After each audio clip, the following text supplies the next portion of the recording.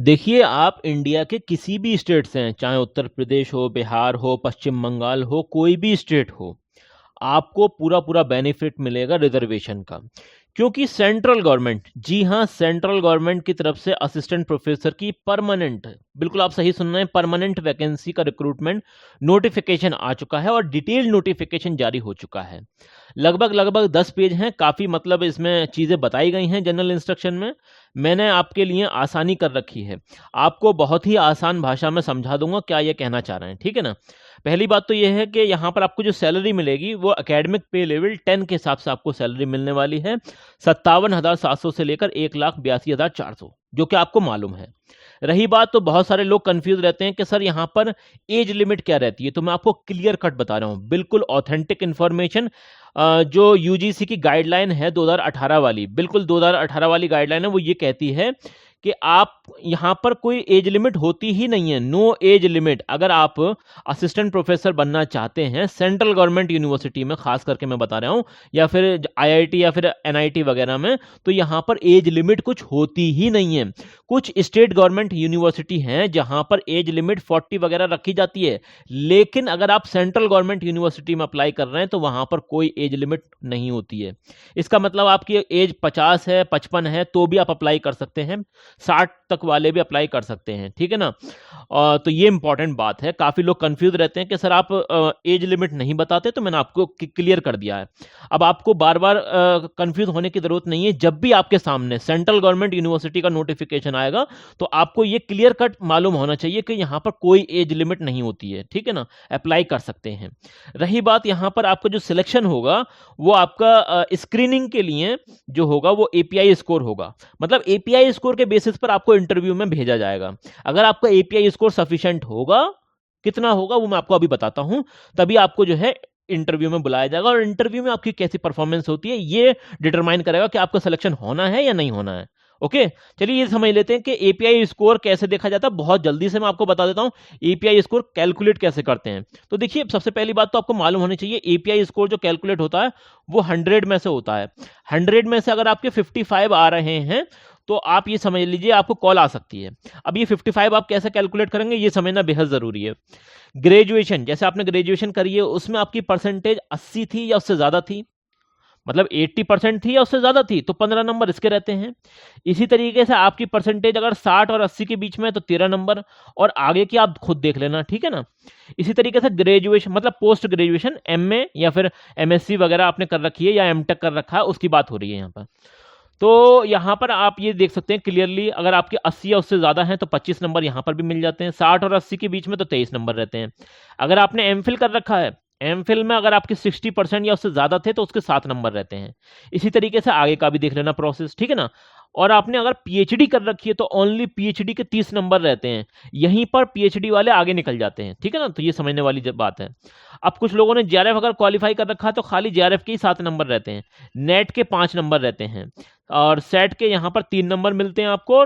और इसके अलावा अगर मैं आपको बताऊं तो रिसर्च पेपर पब्लिकेशन अगर आपने करवा रखे हैं वो भी यूजीसी के केयर लिस्टेड जर्नल में होने चाहिए। किसी ऐसे वैसे जर्नल में आप पब्लिश करा के ले जाएंगे तो वो नहीं माना जाता है। यूजीसी के केयर लिस्टेड जर्नल में होने चाहिए। तो हर एक पेपर का 2 नंबर मिलता है, मैक्सिमम 10 नंबर आपको मिल सकते हैं।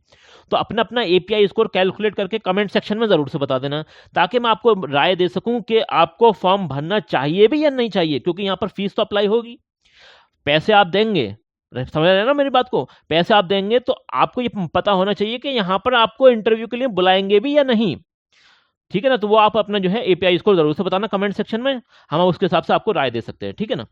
इसके अलावा अगर आपने टीचिंग या पोस्ट डॉक्टरल एक्सपीरियंस कर रखा है, मतलब आपने कहीं पर पढ़ाया है। अब कुछ लोगों को कंफ्यूजन होती है कि सर हमने स्कूल में पढ़ाया है, ठीक है ना? तो देखिए, मैं क्लियर कट आपको बता रहा हूँ, स्कूल की जो आपने जो टीचिंग एक्सपीरियंस हासिल कर रखी है वो यहाँ पर कैलकुलेट नहीं होता है। आपने as a assistant professor work किया हो किसी यूनिवर्सिटी या कॉलेज में, और उसमें सैलरी आपको इतनी मिली हो जितनी परमानेंट असिस्टेंट प्रोफेसर को मिलती है, तब आपका जो है मतलब टीचिंग एक्सपीरियंस काउंट होता है। ये इंपॉर्टेंट बात है। हर एक साल के 2 नंबर मिलते हैं, मैक्सिमम 10 नंबर आपको मिल सकते हैं।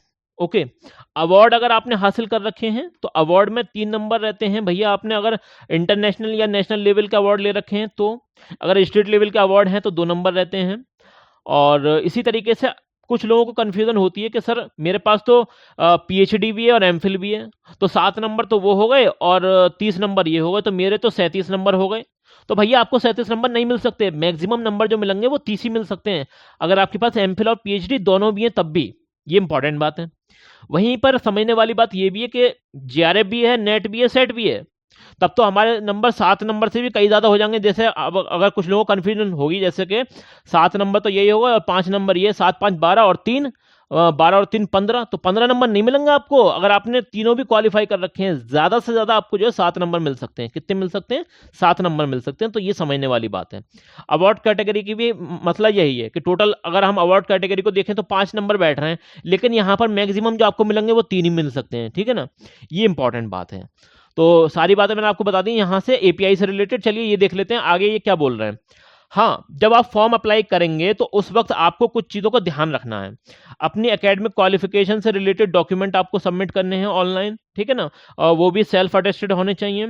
अगर आप फ़ायदा उठाना चाहते हैं, रिसर्च पेपर पब्लिकेशन के जरिए एपीआई स्कोर बढ़ाना चाहते हैं, तो आपको उसमें सारी चीज़ें मेंशन करनी पड़ेंगी, जैसे कि पेपर का नंबर, वॉल्यूम नंबर, ये सब सारी चीज़ें, मतलब ISSN या फिर ISBN नंबर जो भी होते हैं वो सब आपको लिखने पड़ेंगे।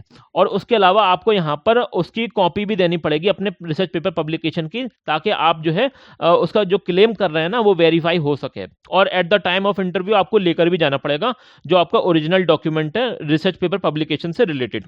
ठीक है ना, तो ये इंपॉर्टेंट बात है। रही बात और इसमें देख लेते हैं क्या क्या आपके लिए इंपॉर्टेंट है। तो देखिए, असिस्टेंट प्रोफेसर बनने के लिए मिनिमम क्वालिफिकेशन तो नेट होना चाहिए, एटलीस्ट आपके पास नेट होना चाहिए। पहली बात तो ये पीजी आपने कर रखा हो, वो भी 55% के साथ। सुनते जाइएगा गौर से, 55% के साथ। ये है जनरल वालों के लिए, ठीक है ना। अगर आप रिजर्व कैंडिडेट हैं तो 50% भी आपके हैं पीजी में, तो भी आप अप्लाई कर सकते हैं। प्लस आपके पास नेट होना चाहिए। क्या होना चाहिए? NET नेट होना चाहिए। और आपके पास पीएचडी भी होनी चाहिए, क्योंकि यहाँ पर आपका सिलेक्शन मतलब जो होगा वो एपीआई के बेसिस पर होगा। और ओनली अगर हम बात करें पीएचडी के ही 30 नंबर रहते हैं, तो काफ़ी वेटेज यहाँ पर पीएचडी का रहता है। तो ये पीएचडी को आप इग्नोर नहीं कर सकते। अब जिन लोगों के पास पीएचडी नहीं है, तो मैं ये कह सकता हूँ कि भाई उन लोगों का मुश्किल है यहाँ पर होना, ठीक है ना, क्योंकि वो कम्पीट ही नहीं कर पाएंगे। अगर एक पीएचडी वाला आपके सामने आ गया तो 30 नंबर तो उसके एक्स्ट्रा वही होगा, प्लस रिसर्च पेपर पब्लिकेशन के अलग से नंबर होंगे उसके, तो आप कहाँ से उससे कम्पीट कर पाएंगे। तो ये इंपॉर्टेंट बात है। रही बात, हाँ, आपको जो यूनिवर्सिटी में पढ़ाना रहेगा वो इंग्लिश में पढ़ाना रहेगा। मीडियम ऑफ इंस्ट्रक्शन जो रहेगा वहाँ पर इंग्लिश रहेगा, एक्सेप्ट द लैंग्वेज। अगर आप हिंदी वगैरह पढ़ा रहे हैं या संस्कृत पढ़ा रहे हैं तो जाहिर सी बात है हिंदी में ही पढ़ाएंगे या संस्कृत में पढ़ाएंगे, वो एक अलग मैटर है। लेकिन आप जैसे फिजिक्स पढ़ा रहे हैं, केमिस्ट्री पढ़ा रहे हैं या फिर ज्योग्राफी पढ़ा रहे हैं, तो आपको मीडियम ऑफ इंस्ट्रक्शन जो इस्तेमाल करना पड़ेगा वो इंग्लिश करना पड़ेगा। सेंट्रल गवर्नमेंट यूनिवर्सिटी है, ये इंपॉर्टेंट बात है, ठीक है ना। आपका यहाँ पर ये भी बोलना है, ये सुन लीजिए गौर से, इंपॉर्टेंट पॉइंट है। University reserve the right to conduct written test, ये आपका रिटन टेस्ट भी ले सकते हैं। एनी अदर अप्रोप्रिएट मेथड भी इस्तेमाल कर सकते हैं शॉर्टलिस्ट करने के लिए। तो ये यूनिवर्सिटी के ऊपर है, वो क्या कराना चाहते हैं वो एट द टाइम आपको पता चल जाएगा। आप इनकी वेबसाइट से जुड़े रहिएगा, सारी चीज़ें आपको पता चल जाएंगी। चलिए यहाँ पर कुछ और भी इंपॉर्टेंट चीज़ें देख लेते हैं। देखिए, यहाँ पर आपको ऑनलाइन फॉर्म अप्लाई करना पड़ेगा और कौन कौन सी पोस्ट हैं ये भी आप देख लीजिए। देखिए, यहाँ पर ज्योग्राफी में वैकेंसी है, हिस्ट्री में वैकेंसी असिस्टेंट प्रोफेसर की, इसके अलावा टूरिज्म एंड ट्रैवल मैनेजमेंट के अंदर है, और इसके अलावा marketing and supply chain management के अंदर वैकेंसी है असिस्टेंट प्रोफेसर की, और केमिस्ट्री एंड केमिकल साइंसेस के अंदर भी असिस्टेंट प्रोफेसर की वैकेंसी है। इसके अलावा मास कम्युनिकेशन एंड मीडिया के अंदर भी यहाँ पर आपको देखने को मिलेगी असिस्टेंट प्रोफेसर की वैकेंसी। तो ये आप देख सकते हैं कि यहाँ पर 3 कॉलम है, एक तो असिस्टेंट प्रोफेसर का, एक प्रोफेसर का, एक एसोसिएट प्रोफेसर का और एक असिस्टेंट प्रोफेसर का। आपको जो ध्यान देना है वो इस पर देना है। ये आपकी वैकेंसी है और यहीं पर आपको अप्लाई करना है। और पहली बात तो ये कि एक सेंट्रल गवर्नमेंट यूनिवर्सिटी है, इसलिए बाहर वाले भी अप्लाई कर सकते हैं, इक्वल राइट मिलेगा उन्हें। उनके जो भी मतलब आपका, अगर आप EWS से भी हैं तो भी यहाँ पर आप अप्लाई कर सकते हैं। ऐसा कुछ नहीं है कि जनरल वाले अप्लाई करेंगे, सब अप्लाई कर सकते हैं, ठीक है ना। तो ये इंपॉर्टेंट बात है, क्योंकि यहाँ पर ये सेंट्रल गवर्नमेंट यूनिवर्सिटी है और आपको यहाँ पर फीस भी पेमेंट करनी पड़ेगी अगर आप अप्लाई करना चाहते हैं। उसके बारे में यहाँ पर डिटेल में दे रखा है, जैसे कि detail eligibility condition and other relevant detail are available on the university website.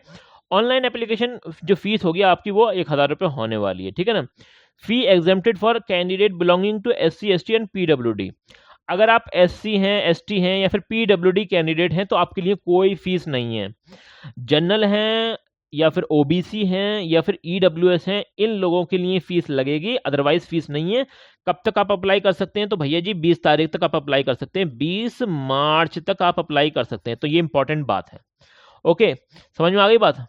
चलिए, फिर भी आपको कोई दिक्कत लगे, कोई परेशानी हो ना, तो इन्होंने यहाँ पर एक देखिए, for any query please email, ये इन्होंने एक ईमेल मतलब ईमेल आईडी दे रखी है, इस पर आप अपनी क्वेरी इनसे पूछ सकते हैं। कोई बात समझ में ना आए तो यूनिवर्सिटी से डायरेक्टली आप कांटेक्ट कर सकते हैं, और बेहतर भी रहेगा कि यूनिवर्सिटी से कोई बात अगर समझ में ना आए तो यूनिवर्सिटी से पूछा जाए, ठीक है ना।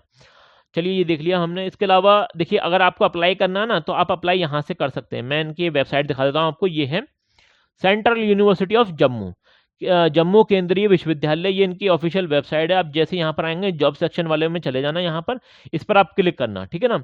जैसे आप यहाँ पर क्लिक करेंगे, आपके सामने एक नया पेज ओपन होगा, ये वाला पेज ओपन होगा, और आपको यहाँ पर क्लिक करना है। देखिए, यहाँ पर आप अगर क्लिक करेंगे तो आपके सामने नोटिफिकेशन ओपन हो जाएगा। अगर आप अप्लाई करना चाहते हैं तो अप्लाई वाले ऑप्शन पर क्लिक कर देना। जैसे ही आप यहाँ पर क्लिक करेंगे तो देखिए, ये वाला पोर्टल ओपन हो चुका है। ज़्यादातर जितने भी सेंट्रल गवर्नमेंट यूनिवर्सिटी हैं या फिर स्टेट गवर्नमेंट यूनिवर्सिटी भी अपने फॉर्म जो है इस वाली वेबसाइट से फिलअप करवाते हैं, सामर्थ ई गवर्नमेंट पोर्टल, ठीक है ना। तो ये है, यहाँ पर आपको अपना, अगर पहली बार आ रहे हैं तो न्यू अकाउंट क्रिएट करना पड़ेगा, यहाँ पर पूरी डिटेल आपको फिलअप करनी पड़ेगी, ठीक है ना। और जो आपने ईमेल आईडी यहाँ पर मेंशन कर रखा है उसे अलग से नोट डाउन कर लेना, वही आपका ईमेल आईडी आपका काम आने वाला आगे भी, ठीक है ना। एक बार यहाँ पर आप रजिस्ट्रेशन कर लेंगे तो आगे आपके लिए आसानी है, ठीक है ना। उसी से आप अलग अलग फॉर्म अप्लाई कर सकते हैं। तो उसी ईमेल आईडी और पासवर्ड से आपको यहाँ पर लॉगिन करना है, कैप्चा कोड डालकर, ठीक है ना। तो ये सारी चीज़ें हैं, और फिर भी कोई बात समझ में ना आए आपको तो कमेंट सेक्शन में आप बता सकते हैं। हम अपनी तरफ से पूरी कोशिश करेंगे आपके हर एक सवाल का सही और बेहतर जवाब देने की, ठीक है ना। आप अपनी राय भी दे सकते हैं कि सर हमें इस जगह से वैकेंसी की ज़रूरत है या इस सब्जेक्ट में वैकेंसी की ज़रूरत है। जो भी आपकी क्वेरी हो कमेंट सेक्शन में आइए और हमें बता सकते हैं, ठीक है ना। चलिए, मिलते हैं अगली वीडियो में, तब तक के लिए best of luck for your career.